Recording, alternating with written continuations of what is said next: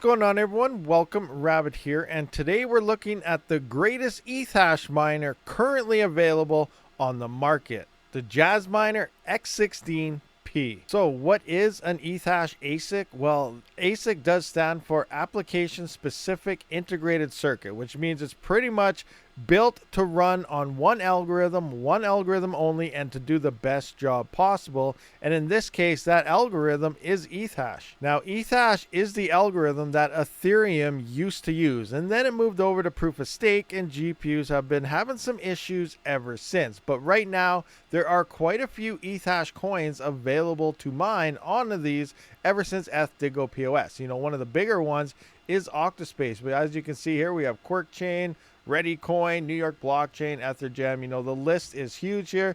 Now, ZIL, on the other hand, as we know, that's kind of like dual mining. It's for 1 minute rounds every hour. That is set to disappear, even though the Jasminer can do this and the E9 Pro cannot.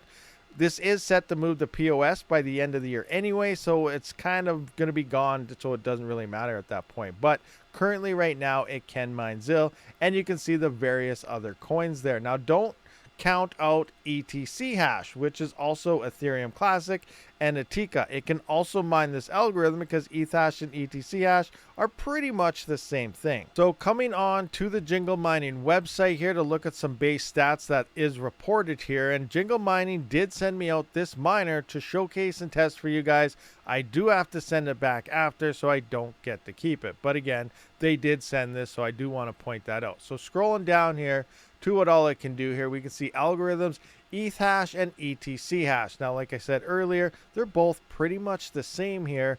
And unlike the E9 Pro, it cannot mine some of the coins on Ethash, but the Jasminers, they can mine everything. Now, I did try the latest firmware as well, and it did not work on NiceHash still. So there's still no NiceHash support, so that might be a big deal for some of you NiceHash users out there, and I apologize, it just doesn't work. The RAM is 8 gigabytes, so you have a DAG size up to 8, and we have a hash rate of recommended 5.8 gigahash is what it says this thing should do. So again, we're going to look at my testing results here and see how well this machine did perform. So I think the branding was kind of weird on these. As we know, the X16Q, which obviously is a lot cheaper, but it was promoted for the home miner due to the fact that it's very quiet. Now the P, which stands for performance, is also a very quiet miner as well. I'm not really hearing a difference much between the Q and the P. But one thing to keep in mind, the X16P does require 200 plus volts to run, where the X16Q only requires 120. So let's go through the testing parameters. And I want to point out, I'm not going through any profitabilities here. This is an Ethash Ethash miner. It will get the same hash rates on every coin because it's the same algorithm. Everything will be exactly the same here. So you can just take this to any coin on the algorithm, punch it into any type of profit calculator, and see the numbers for yourself. Now, for the actual testing part, what I did do is the Jasminer X16P as well as the Qs have 4 different performance settings. They got Performance Ultra, Performance, Balance, and Efficiency. So what I did do is I ran each mode for 2 days. On the first setting, when I first used the firmware I got, I did test it with ZIL as well as without ZIL, 2 days each, just so we can see if there's a difference in hash rate. In theory, there would be, because you're not losing any hash to those ZIL rounds. Also, I did wait a full day of mining before I checked the power consumption of this miner, because as you know, if you just plug it in and start mining, it's going to show lower power consumptions, because after a few hours to a day there, it does heat up, all the components kind of expand and stuff, and the efficiency does drop a little bit on long-term mining. That's why I like to wait and get a power later, because that will tell you how much you're actually using per month long-term mining. And again, when you first turn it on and check it out, it's going to be lower because all the components are still kind of cool. Also, the average hash rates and everything is based at the pool, not in the dashboard. I find the dashboards usually are wrong. So I do all my numbers coming out of the 24-hour averages on the pool after 1 and 2 days. So let's take a look at the numbers. So this Jasminer X16P did show up with firmware from February 1st in the dashboard is what it said. So here are my testing here. On Performance Ultra with ZIL, I averaged about 5.69 gigahash. Without ZIL, I was up a little bit to 5.76 gigahash. At the wall, the power was 2002 watts. Now, sometimes I forgot about the DAG loading. I didn't check it. Same with the dashboard power, but you know, it's kind of all over the place here. But these are your average hash rates at this setting on February 1st firmware.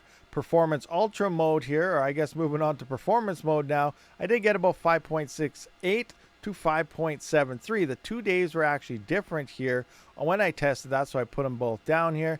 And without ZIL, I was up again 5.88. So we can actually see that we got a little more hash rate on the performance mode, but we also got quite a bit more power at 2072 watts. The DAG did take 12 minutes to load here, and in the dashboard, the average number was actually 5.9 gigahash. So we can see it's slightly higher than what we actually got here while mining with the ZIL and everything.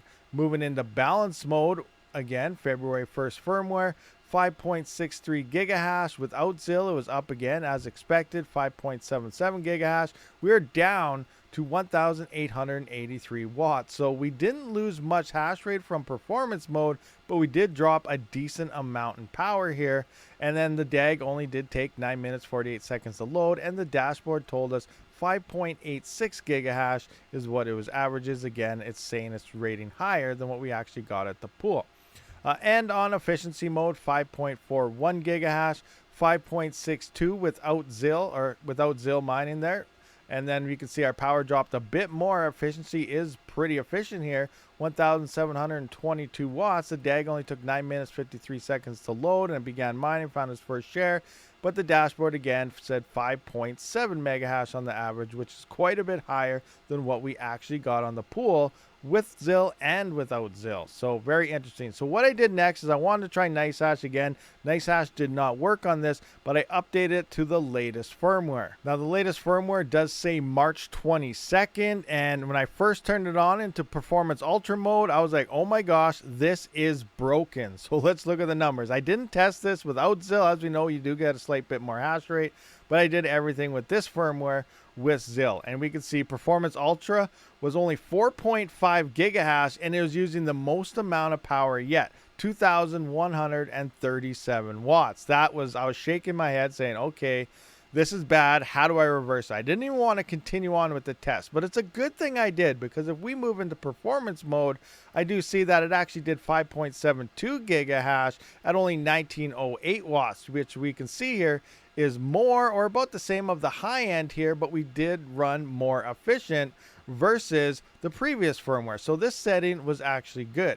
Moving into balance mode, we can see 5.42 gigahash, 1,634 watts. So again, we did lose a decent amount of power between the balance modes there, but we weren't quite getting the hash rate. But I do believe we were running quite a bit more efficient with the new firmware. And then efficiency mode, just like Performance Ultra, was broken, maybe because the power is pretty low, but you can see we were only getting 2.62 gigahash, a huge drop from just balance mode, but we did lose 600 watts or so, coming down to only 1,035 watts. All right, guys, so final thoughts about this miner is, yes, I did say earlier it is the current best Ethash ASIC currently on the market today, but it's not going to be there for very long, and sadly, I would urge against purchasing it unless it drops in price by at least 50%, because soon we do have the Jasminer X44Q coming, and this thing is more hash rate at only 780 watts. Extremely efficient versus any Ethash ASIC currently on the market, including any of the Jasminers like the X16-P. So, you know, I don't know what to say about anything right now, except we got to stay tuned and pay attention to the X44. The X16P is an amazing product, definitely awesome and efficient, but it looks like it's already going to be outdated by the next model of Jasminer, which is right around the corner. So thank you for watching this video, guys. I will see you on the next one. Rabid out.